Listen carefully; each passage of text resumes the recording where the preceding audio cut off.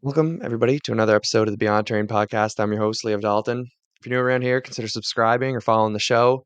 And if you like the show, give us a rating, a review, comment, like. All these ways are great ways to support the show. Obviously, sharing is one of the best ways to get this word out.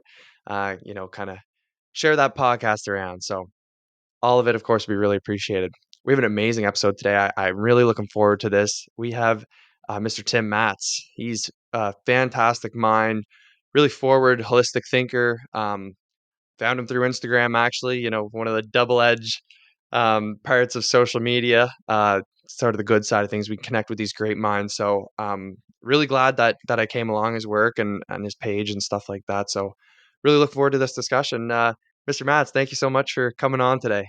Thanks, Liv. I'm happy to be here. It gives me hope that young minds, young beings like you have the courage and just presence to step just bravely into the world, talking about what you're talking about. And yeah, I feel really happy to be here. So thanks. Right on, man. Appreciate that. Really looking forward to hearing your answer to our introductory question. I ask all my guests to kind of give a little definition of health. What does health mean to you? How does it manifest? What does it look like? You can really take this in any direction that you'd like. So I'll give you the floor and we'll get a little definition here. Yeah, I mean, health to me is simply to align with natural law. And for me, like I was able to stop seeking almost when I just realized I needed to look to how nature shaped us. And so to me, the root issue is that we've been removed from our habitat. And now we live in zoos and we're fighting our way back to equilibrium, just like nature always seeks to go back to equilibrium. And so I think when we're in that balanced state, when we're an integrated organism within the greater organism that is all just one being, essentially, we're able to maintain homeostasis.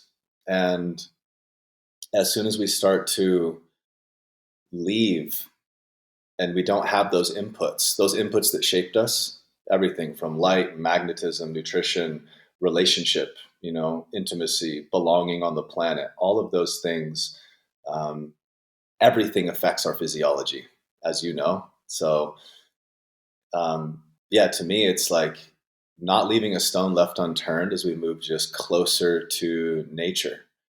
And funny enough, that's like a really radical thing today. So to align with natural law, we're being fed a transhuman future and so much convenience that's pulled us out of our, this reciprocity that we've lived with for so many thousands of years that has built us. This elemental makeup that we embody is just a micro of the macro out there. And so to me, it's just moving closer towards our habitat in whatever way we can do that. And unfortunately, that's a bit harder today than maybe a while back, but there's still ways to do it. Um, yeah, I think that's probably how I'd answer that question. Yeah, beautiful, beautiful answer. And I would completely agree with pretty well everything there. Like that's a really similar take to kind of what we're talking about here, inspiration, learning from nature. Um, we always say about disease that disease is just distance from the source, distance from, the creator, from our realm, nature, what we're, what we are a part of, we don't live in nature. We are nature, right? So losing that connection to, like you were saying, natural principles, natural law. Um, I think that's one of the things and that we need to, reintegrate into our life. So I'm really curious about, this concept of natural law, natural principles. How did you kind of come to that conclusion to kind of implement that into your philosophy, into your approach to movement and life? And, what did you kind of learn? What are some of these principles of natural law? Yeah, I mean, I don't know when it was, sometime 10 years ago or something like that.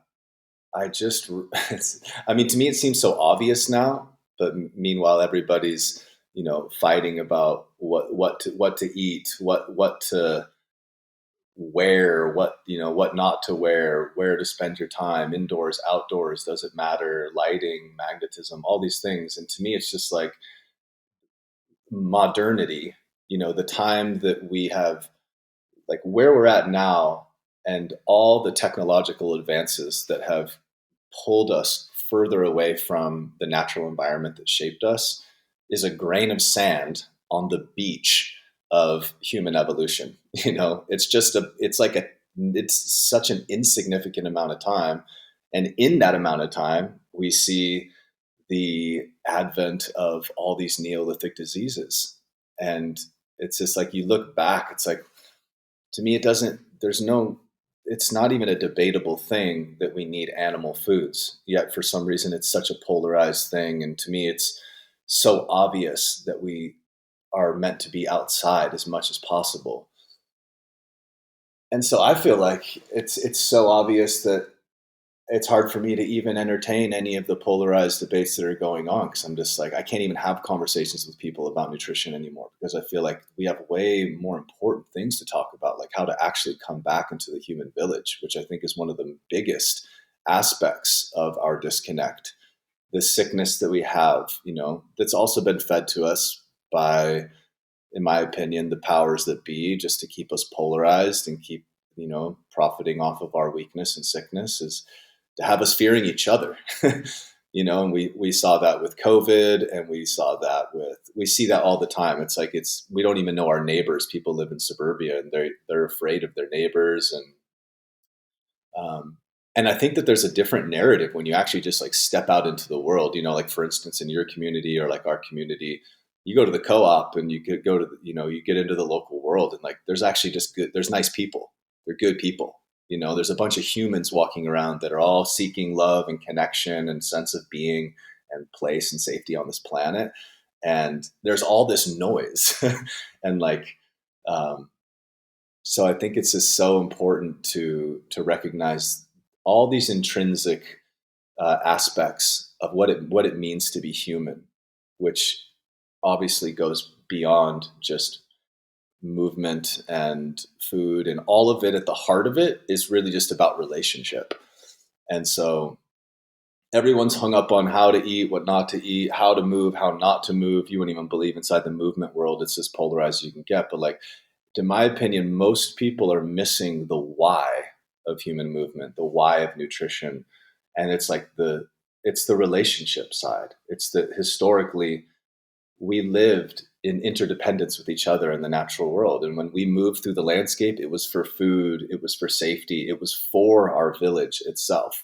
And the village recognized itself as an integral part of nature that is indebted to nature. And so we revered the natural world, we worshiped the natural world, and we lived in a way and made choices that made sure that the natural world would continue on for future generations. And now we see people living for, this hyper individualistic world. It's all about the possessions you can acquire, and just how convenient your world can be. And so, yeah, I mean, to me, it's just getting back to those principled ways that shaped us, and that involves the social, the nutrition, our relationship with the sun and place. And I think the sense that the relationship with place is the biggest one. There's this epidemic of loneliness and like lack of purpose and meaning. And to me, I'm like, well, of course, there's a sense of lack of meaning. Originally, there was no real meaning. Meaning was just like, we were just here to be, and like just being a part of the reciprocal flow of life with nature is a magic. It's like a magical thing. It's just, it's full. It's just like, it's the juice of life, and you love your life, and it's beautiful. And you watch the things come and go in the natural cycles, and you love it and you grieve it. And all of it is just fueling and feeding life. And so I'm like, well, of course you don't feel like you were born into a machine that values your productivity. There's no meaning in that. There's no meaning. Like, you acquire a bunch of things, and by the end of your life, they mean nothing to you. There's no meaning in that. And so it's the depth of relationship with each other and with nature is the founding element that all the other things are born out of. So, That's beautiful, man. I couldn't agree more that um relationships. I love kind of looking through the lens of relationships, even when it comes to something like nutrition or movement, right? You kind of hmm have a relationship to your food and your food system. So, like, hmm even integrating principles, like when I talk about nutrition, like, like really trying to get to like a pragmatic like point too, right? How can you connect more with your food source? Because then hmm you're guaranteed to eat a better diet. We don't need to argue about this or that, or you can eat this or you can't eat that. Go to a farm and buy what they have to sell. Go to a farmer's market, and what are the people in your community producing? hmm Are they producing cheeses and, cured meats or whatever it is, right? Like, they're producing this stuff, right? Or fish, right? We have a lot of fish, obviously, on the coast here. So, connecting with what's available. You can eat the best seafood year round here, so like what's in season? What are we fishing at this time? You know, right now there's less eggs being produced and less milk because it's a really dark time of the year. So like it's natural. I go to the farm and he doesn't have enough eggs, right? Like so um, I really like that sort of view of looking at things through relationship with movement, right? You're looking at the relationship to your own body, right? Tuning into what it feels like to move, how to move, how to move for your life too, right? So um obviously relationship with other people is fundamental. We were talking before the show, a little bit about home. What I love about the East Coast here is such a great community feel, very strong communities, like I know all my neighbors and I know, go to the local stores, things like that. You get to know the people in your community. And I feel like, you kind of mentioned the powers of being. I don't love to talk about it too much, right? Because I think it takes the focus off solutions. Obviously, not that you're doing that, but um, I would agree that there is something there to destroy kind of this community value, these familial systems that we have in place that are really natural, like with COVID. That was the most divided I've ever seen, like, our communities here. And it was the most lonely that I ever felt, that's for sure, like, because I really love being in the community, I love just chat with, the random fellow down the road, like, all that stuff is what life is about, connecting with other people. for Um, sure. Yeah, I mean, think I about think like if we're one. beautiful. Sorry to interrupt you real quick, but like No, go ahead, think please. about like we are one organism, and how what would be the best way to disempower us is to like split us up into all sorts of parts that just fight each other. Mhm. And so to me, yeah, it's like I don't like to focus on the powers that be, but it's like until you recognize that there's this profiteering paradigm that we were born into, that like there's no profits to be made through deep wellness, or maybe there is, and maybe that's the next phase of our collective work together. And I hope and I pray for that time to come, and maybe I'll see it in my life, maybe not, and that, but we're doing the work for the future generations anyway, so whether I see it or not is, I'll still show up the best I can. But we're so strong together. It's like revillaging together. And it's like when you realize that we have the power to take care of ourselves and each other, then you actually don't need governance. And so then everything you start to see the holes in the whole puppet show. And then it's all like, whatever. So yeah, I agree with you. I don't like to focus on the negative stuff. I like to focus on just how can we bring the nourishment from all these elements just back in so that we can find our wholeness and togetherness again. Love it, man. I just thought of this quote when you were kinda speaking there about, showing up to the best version of yourself even though you might not see the fruits of your labor. He who plants a tree and knows that he'll never sit in the shade understands the meaning of life. Ooh, I couldn't tell you who said that, but that's something that's always resonated with me, and I kinda so just good. like, it's all I could think of when you were talking there, you know? So good. Yeah, so, like, I think that's I don't know, like, this whole question of meaning, it's been one that since we've asked, we've had to kinda come up with this answer, right? Because we have this need, to know things and understand how everything works and, sort of this discomfort of, like, the unknown, right? It's a scary thing, and I feel like that's why we go down these, extremely detailed routes in science. We're even beyond things that are helpful towards like our being, right, our existence, and um, but it's kind of this obsessive need to know everything. And for me, like getting comfortable in being in the unknown has been such a fundamental thing, and being comfortable in discomfort. Mm, I know that you kind of briefly mentioned this earlier. This idea that we are all so comfortable now, right? Like everything, we live pretty cushy lives. So I think that being in some sort of discomfort, experiencing the elements, right? Raining, windy, whatever it is, like experiencing that discomfort, getting comfortable in that. These are fundamental things that we've lost, right? And this kind of ties in, I think, to one of the reasons why we're so unhealthy too. We're kind of lost even to understand the cycles of nature, different stuff like that, right? hmm. Yeah, any thoughts on that? Yeah, I mean, I think that, you know, humans are just like any other animal. Like you provide the convenience and they want to conserve their energy and they move towards it. It's because we like feeling good, all the things play on like it's we like feeling warm. We like feeling cozy. But I think that we sacrifice our vitality and our aliveness and our connection to the landscape essentially because yeah, you spend enough time, it's probably some wicked weather where you're at and it's cold and stormy and stuff like that. But like you go outside and normally it's like because we weren't raised in it, we kind of shield from it or we kind of cringe to the elements. But like, I mean, like open to just being like, I'm gonna go outside and let this rain like hit my skin and I'm gonna feel the cold and I'm gonna experience shivering. It's like nobody ever regrets jumping in a cold stream ever. You always have resistance to getting in the cold stream, but you finally just get down there and do it, and you get out, and you're like howling at the moon. You're alive, and so yeah, to me, it takes a bit of effort to like just make a commitment to putting yourself into the elements, but you feel so alive, and the more to me, that's the huge issue with the whole lack of belonging and sense of place. It's like when you go out into the wilderness or nature anywhere and you start to recognize the plants, you can identify them. You recognize the animals that interact with those plants. You recognize your dependence on those animals, and maybe you even take up pursuing them and harvesting them yourselves.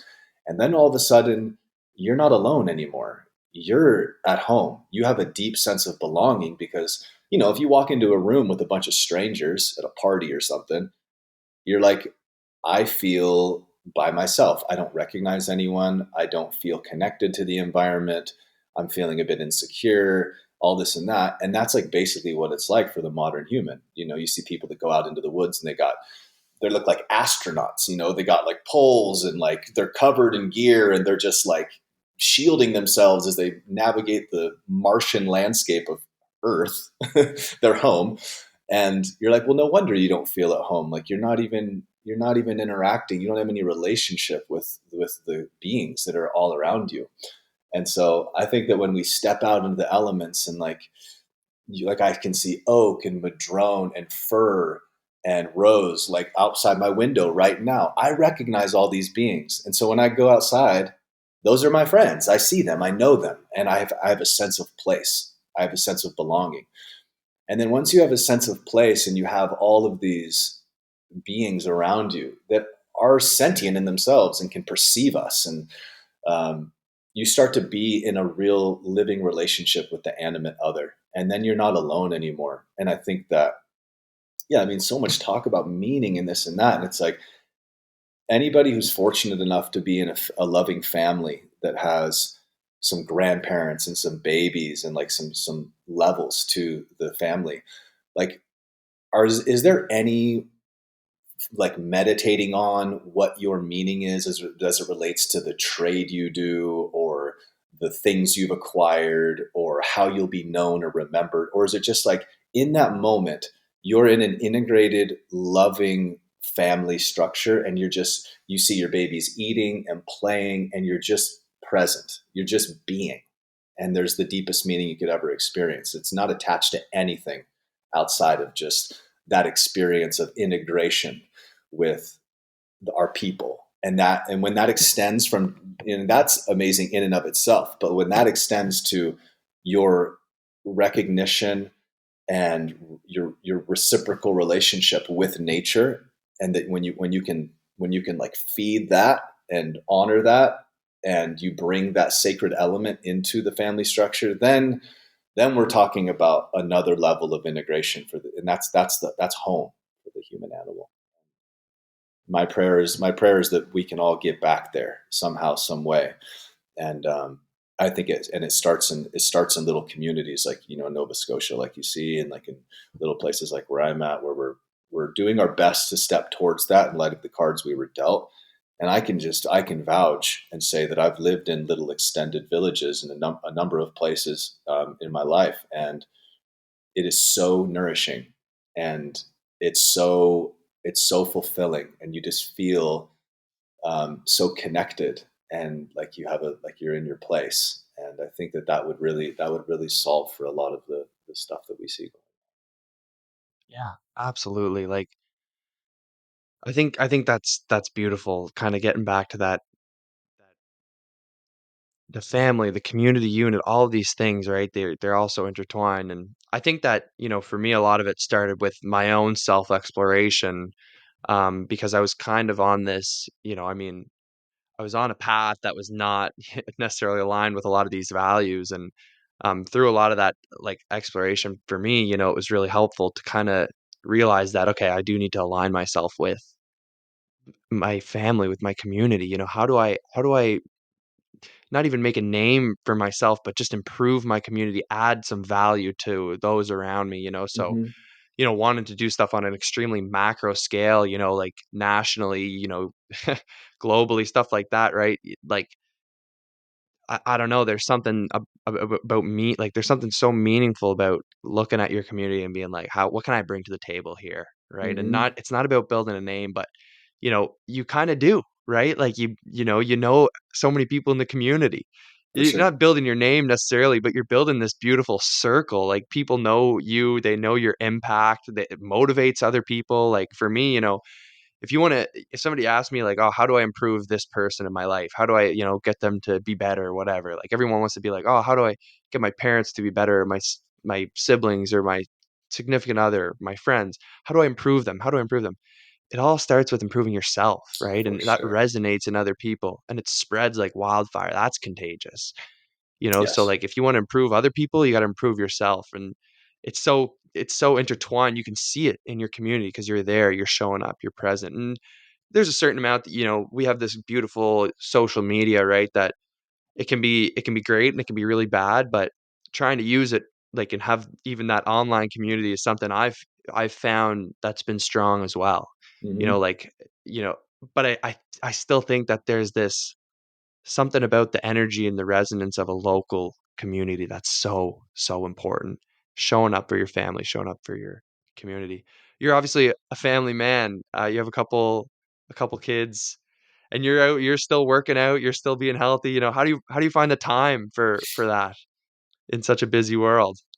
Yeah, I mean, it's changed. I've had to just to be adaptable since coming onto the internet and getting all the attention I've got, and then people wanting to work with me. And so it's been, I have to schedule it in for myself. Honestly, I have to be really strategic with my time, because like we're talking about, there's all these relationships, all these aspects to, a healthy family unit, and my own self. Like I have to maintain my own practice, because like you said, like it starts with me, and it's how I hold myself and my practice and how I embody, which is going to shape my boys, and which supports my wife and supports our community and our ability to show up for others. And so, yeah, I get up really early. That's one thing, is I get up at 4:30 in the morning.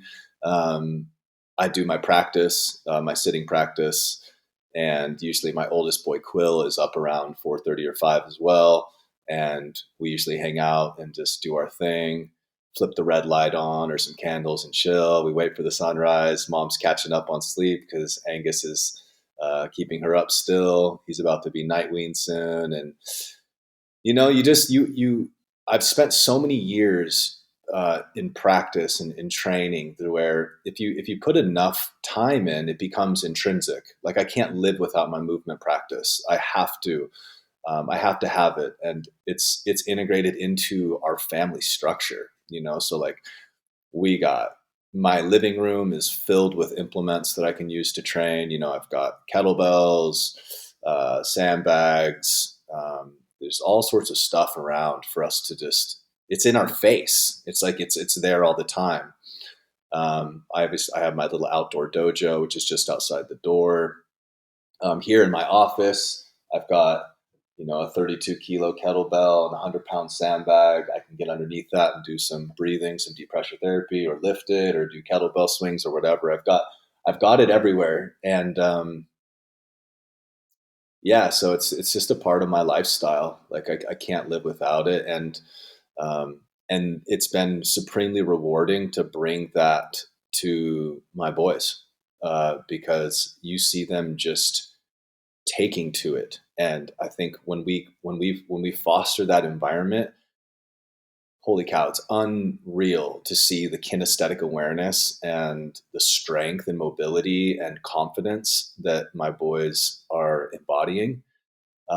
Like watching our oldest boy Quill, who's 7, watching him train jujitsu, and I'm like looking at him train, and I'm like, you're if he just kept going, he would be he would be at the top. Like he's just so it's unbelievable, and it's really cool to see like his awareness when he's in the dojo and he's learning jujitsu from his teacher and with all the other kids. And bless their hearts, all the other kids, most of them are like, for lack of a better word, like a city kid, where they're exposed to technology all the time. You can just see that their ability to pay attention is a lot different than his. He has an incredible self awareness and a really incredible ability to pay attention and to avoid the noise and to like execute on what he's learning. And I think that all is because, in large part at least, because he's grows up in the wilderness. Um, and yeah, I mean, it's like I can watch Quill climb a 75-foot tree, and I'm not worried about him. He's 7 years old. There doesn't even need to be branches on the tree. He'll get up the tree to the branches on like a fatty tree, just like a bear. Like he'll cling to it and then scuffle up it. It's like, what the heck? Like when we can just give our kids the right inputs. And I'm not perfect, and I wasn't raised that way. I grew up in suburbia. I had a really bad alcohol and violence problem as a teenager, and was a very disenchanted youth. It wasn't until I was like 23 years old, and I'm 39 now. That I started really. I did a 180 I'm a pretty extreme guy, as you probably picked up on. But I did a 180 because I was like, my friends were dying, committing suicide, ending up in jail, and I a lot of grace. There was a lot of grace in my life, and I met some good people, and especially one person who I still credit with saving my life, who I'll actually see today, which is really really cool. Um, Prema, I'll say his name, and yeah, I did a 180 and started moving towards nature. He introduced me to meditation practice, fasting, sleeping outside, and cold exposure, all these things. How that's 16 years ago or something like that. Uh, hey, yeah, way before it was hip. We were like just out in the wilderness, like just living in a little aesthetic life, like living like monks, and yeah, and so just circling back, just bringing that stuff to the kids. Well, on one level, I feel really fortunate that I waited to have some kids, to have some years to learn and to apply myself, um, and so yeah, I feel really fortunate. Honestly, I feel really really lucky, and Really appreciate you sharing that. I mean, that's beautiful, man. Like I think it just is a great example too of, you can be in a really hard place and sometimes it does take a 180, right? Like sometimes it takes some drastic things, but you're obviously an example of, some a beautiful transformation, right? Humans are it's amazing how adaptable humans really are, right? Like it's absolutely amazing. That goes back to what you were talking about there, with integrating movement into your life and these, integrating nature into your life, right? Hmm. It's the environment that you're putting your kids in, right? It's the environment you're putting yourself in, having it accessible, like you mentioned, having kettlebells around in every room or some equipment to do something, or, a lot of times it doesn't even take equipment, right? Learning, even For just sure. fundamental things like the crawl, getting into these different positions that we stopped doing. But yeah, humans are so adaptable, right? We So can adapt to adaptable. it's absolutely necessary too, right? But again, it speaks to the environment. If you want to align yourself with natural principles, you got to change your environment to allow your body to adapt to that because it will. Hmm. It will. It It just will. it's what happens. You don't even have Hmm. to really think about it. You just have to be in that environment. It's so amazing, right? Like especially when you're so young, like your boys are so fortunate obviously to have great parents and implementing these beautiful things into their lives. Like I think it's a will give them a hopefully a great advantage and lead to great things, so that's amazing. I Yeah. commend you. That very inspirational. And you see what I love about your practices too is that the boys are right there. Like, you can incorporate them into your movement practice, like, Hmm. let them swing something around, like, you're swinging the kettlebell, you let them swing, I don't know, a little kettlebell or even whatever, like, a throw Hmm. move a pillow around. Who cares? Just get that movement in and kinda Yeah. integrate your kids into your practice because it's fun, man, like, I've Yes. changed up my practice completely what like considering movement, I went from trying to do bodybuilding in the gym to, crawling around in the yard and swinging on branches, stuff like that. Dude, you're like a big kid. You know what I mean? Yeah. Like I could go to the park and get a workout in and have a blast, like swinging on the monkey bars, climbing around like a fool. Like, but man, that's the kind of stuff that you used to as a kid. Like I remember trying the monkey bars for the first time, and I was like, dude, I'm like like I felt like a failure. I was like, "Man, I can't even swing on the monkey bars, like, little kids can do that." And I'm, like, struggling to hang on. I'm like, "Alright, that's a wake-up call," like, you gotta get back to these things, man, like, I don't know, Yeah. it's Yeah, for it's fun sure. too. It's It's fun, really man. fun. And I think it's one of the reasons why there's so many people that they don't have a disciplined movement practices because it's such a vapid and like meaningless approach to fitness that we see in the modern approach, where it's just like it's hyper focused on aesthetics. It's indoors. It's under fluorescent lights. Um, people are spraying disinfectant everywhere. There's TVs everywhere. It's just like, what in the fucking world? Like, how did we get here? That being said, I'm also not anti-gym. Like, I think a gym is a great place to put in incredible work. I've had a gym membership as of the last 2 weeks. Now that I have an office here in town to coach people in the peace and quiet of where I can give my attention, not have my boys yelling at me and stuff like this. So I go to the YMCA a couple days a week, and I work out really hard in there because it's kind of like an office. And so I'm like, it's all good. Like, I think that the important thing is that the body requires movement like nutrition. It's a non-negotiable. It's not a thing that we get to choose to do. We were shaped by the environment shaped us and pushed us to become upright walking mammals that are strong, mobile, and can move long distances. And like all of these things shaped like our cardiovascular health and our metabolic health and our cellular health and all these things that we get all reductionist about. But it's like really it's just the relationship with nature that moved us to having all these systems that are optimized and supporting each other as a whole. And so like being strong and athletic is the human like birthright. And so to me, like being strong and mobile and having a natural movement practice that caters to like what you're saying is these all these different elements that make up the unique generalist approach of human movement, because it's like we're all humans are like not that great at anything in particular when it comes to movement. We're not that fast, we're not that strong, we can't do that, but we can do so many things, and we're incredibly smart. And so it's like I think having a well balanced approach like that is what makes movement fun, Like when you have a balanced approach, you're like, well, it's like you said, it's fun. It's like play. The right inputs that correlate to how we're meant to move biologically make sense to our tissues, and it feels good, and you want to go towards it because if you're training right, it's moving you out of pain. You're getting progressively stronger.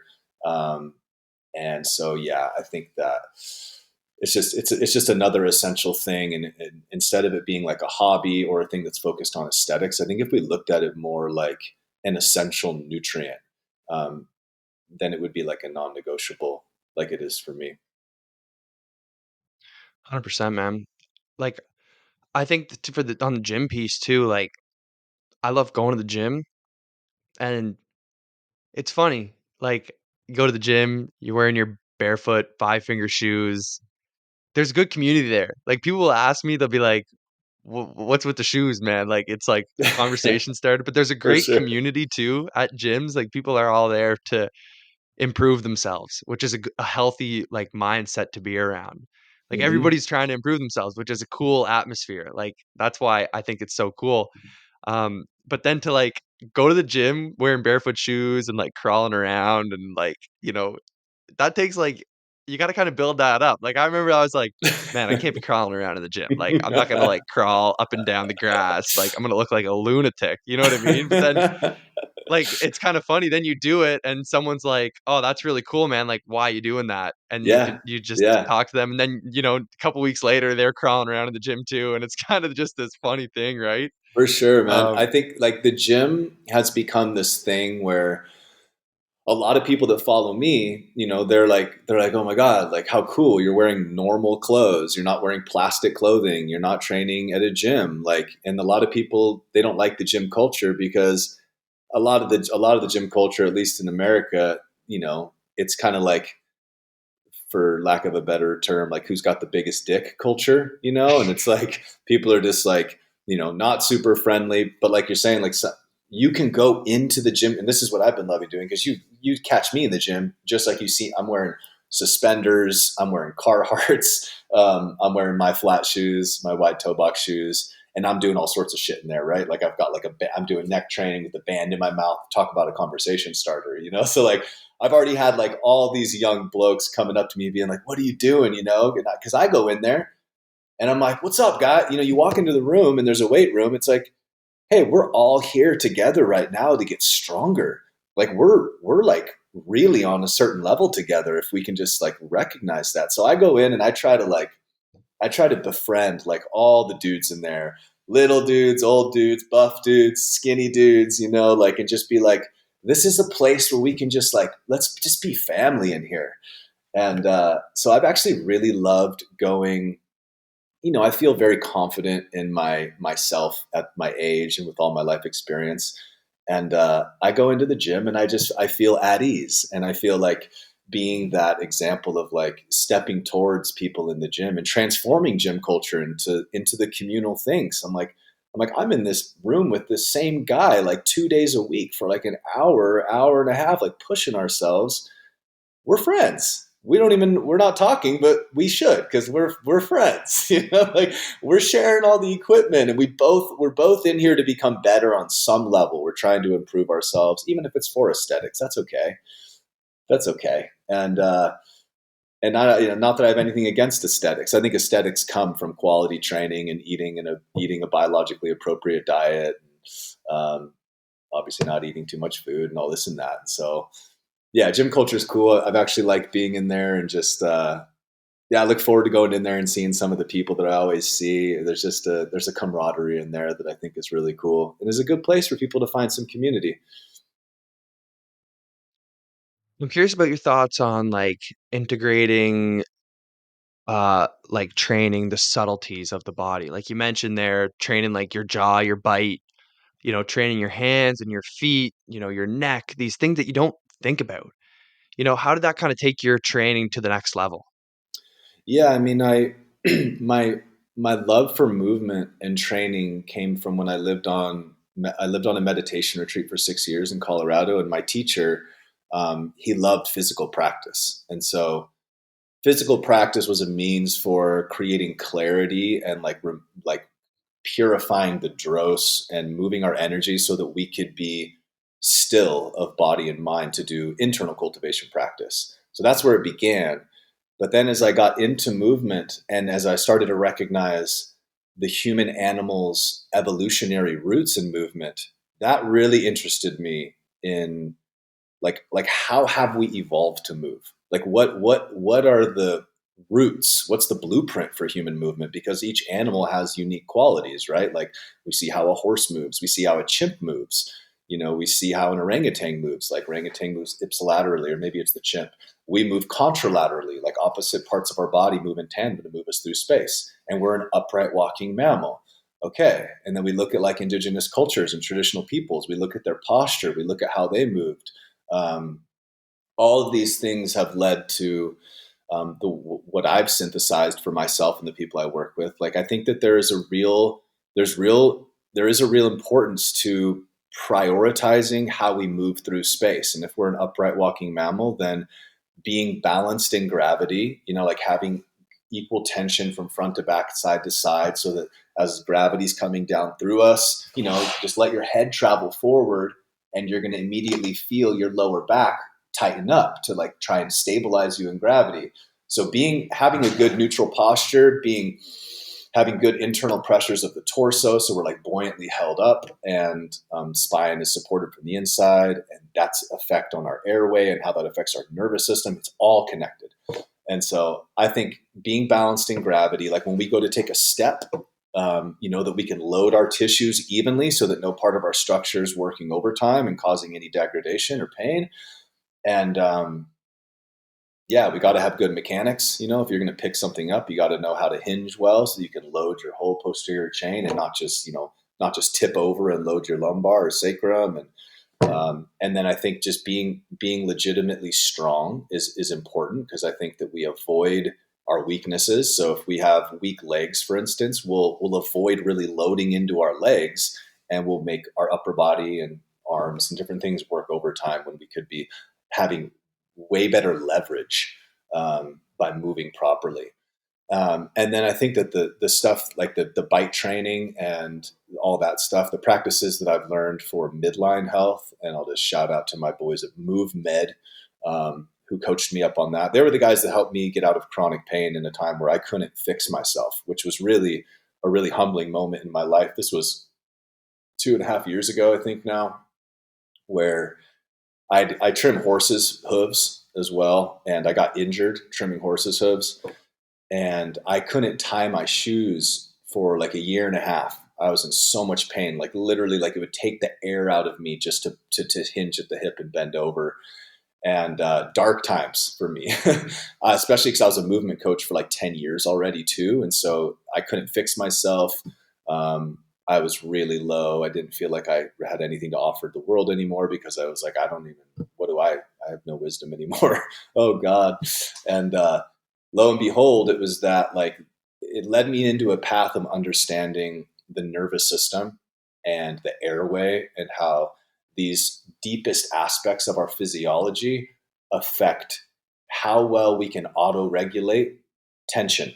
So, like for instance, a gazelle that's chased by a lion in the outback, like, it goes into fight or flight and it's surviving. And it's on death's door, but within 5 to 10 minutes or so after it's survived, it's back to grazing, and it's just down regulated and back to homeostasis. But because modernity we have so many anti-holistic forces. We're in so many, like I'm indoors, I keep my windows open even though it's cold so I can get natural light on me. But like fluorescent lights, I'm disconnected from the ground. I'm sitting at a computer, which is intrinsically strange and stressful, and not what we've evolved to do. So it's like we have all these things that compound a shitty posture, shrunken rib cage, rounded shoulders, and then all this affects the airway. Then we're breathing shitty and through the mouth and shallow. That's affecting our nervous system and how well we can actually handle the inputs in our world. And you think like from an evolutionary perspective, like we spent so much time outside, our world was opened up peripherally. We weren't always hyper focused on something like a phone or a computer, which is look at my posture.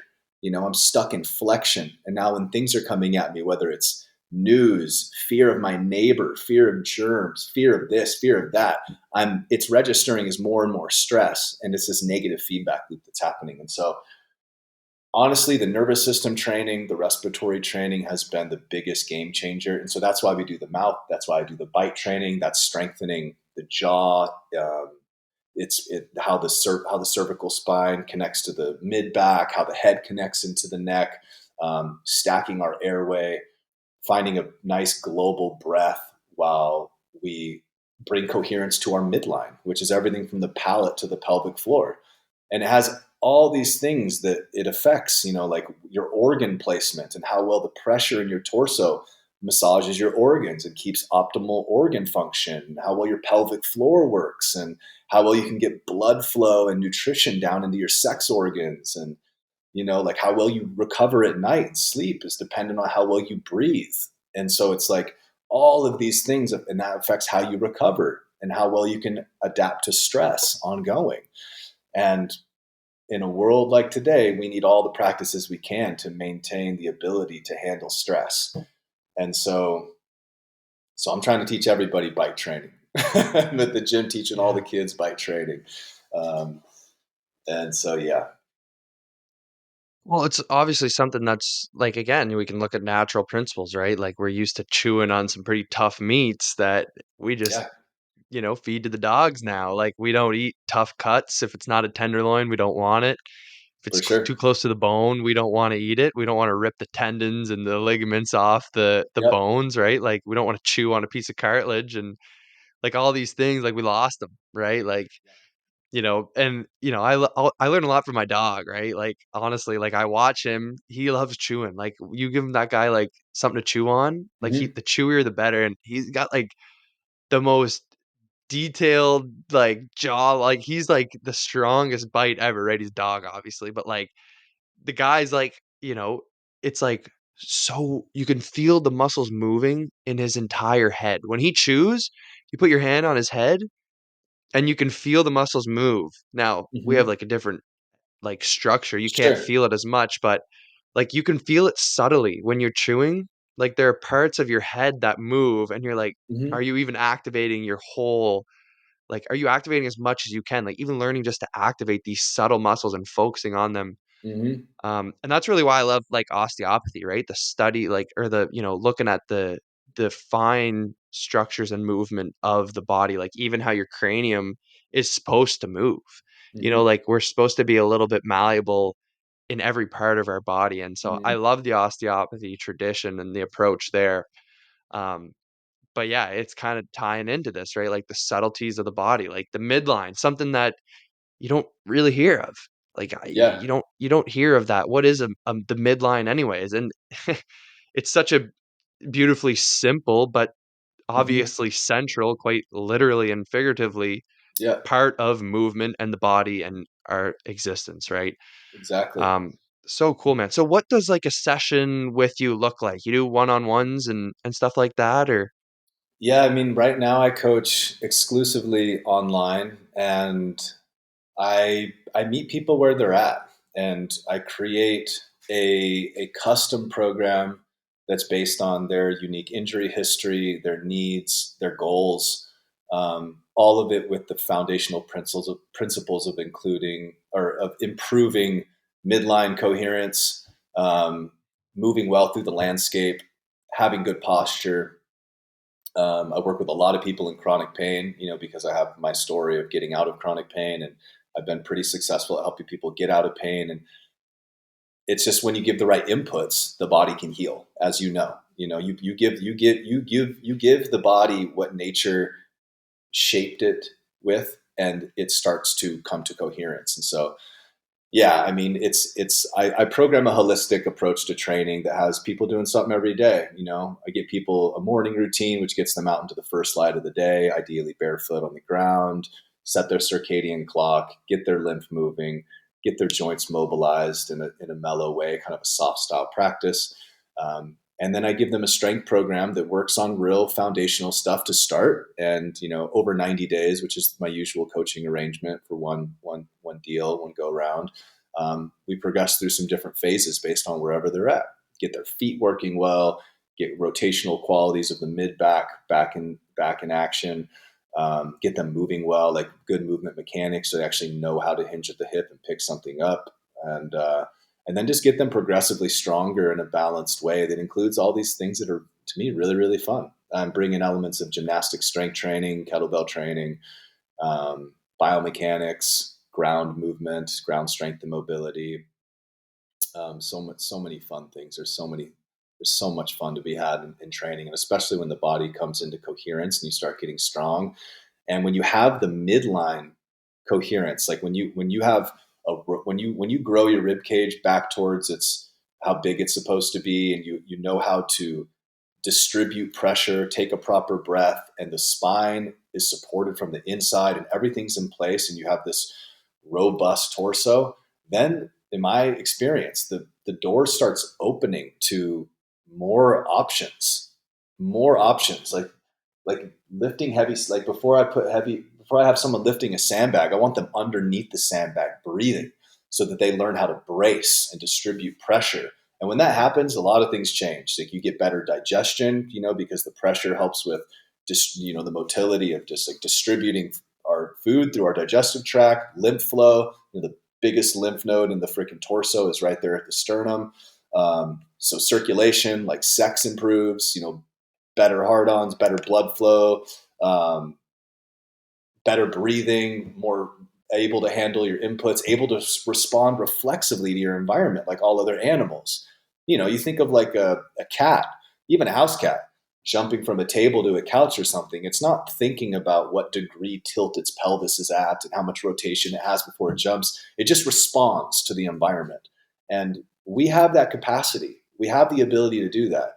And when you have a well-regulated nervous system, you have good midline coherence, you're strong, you can just go. You don't have to be stretching. You don't have to warm up. You can just go and pick something up because your nervous system knows how to engage. It knows how to let go.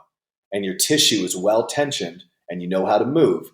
So you can just freaking act, That's my main goal, is to get people confident and able to just respond to their environment, and be at ease. I think there's so much to just being at ease. Like there's a time for us to kind of like a lion, there's a time to like step on the gas and like apply yourself, in a quick way and with power. And then there's a time for like deep relaxation, deep recovery. And there's so many elements to our modern world that keep that recovery side not like, it's not sexy to like recover. It's like only sexy to grind and produce and like grow, but like, there's cycles, and the cycle of entropy and growth, like it's all we're like cannibalism, catabolism, like not cannibalism, catabolism. And so it's like we have to respect the flow, and that's nature. And so it's just moving towards nature. And luckily there's tools, there's tools and practices that we have available to us now, to where even though we're removed from our habitat, we can support our nervous system to start to have that same capacity of adaptability, and we can still train our tissues and get strong in a way, like you said, like the human body is so resilient, so adaptable. You give it the right inputs, it wants to heal. It wants to come to coherence. We just get in our own way with the wrong inputs. We put the wrong things in, and then the body's like it's just disorganized and confused. Remove all of that, simplify, move towards nature, and you just enter into relationship with nature. If you were like, I'm going to start pursuing animals, I'm going to harvest my own wood, I'm going to harvest my own water, all those things will basically account for almost everything. You'll be outside, you'll be in full spectrum light, you'll have relationship with the plants and animals, you'll have deep respect and reverence for your food and your water, because you see that it actually is about relationship and that you are sustained by it. It doesn't come in a package. Your trash just disappears, your poop just disappears, you don't know where it goes. It's like we're so disconnected from the fucking flow of life in and out of us. And so, learn some plants, go pursue deer, even if you're not ready to shoot one. It's like that'll account for your crawling, your walking, your peripheral view, your nervous system regulation, your light, so it's like we're all trying to biohack our way back to the mother, and it's all just right there. And so, yeah, Awesome, brother. Awesome. Probably a great way to wrap things up here. yeah, Fantastic way to that's do it. good. Any final thoughts on the episode? Anything that you want to add, or anything we might have missed? No, again, I wanted to say that I've appreciated everything that you've put out since I came in contact with you a while ago, and I just love the courage that you have, and just you're just speaking true and honest, and you're not afraid to go into any controversial thing. And I think that we need that openness, that curiosity, the willingness to talk about anything for us to be able to come to a greater understanding of what we need as an organism. And yeah, I just appreciate you giving me the space to talk here. So thank you. Thank you, man. I appreciate that. Means a lot.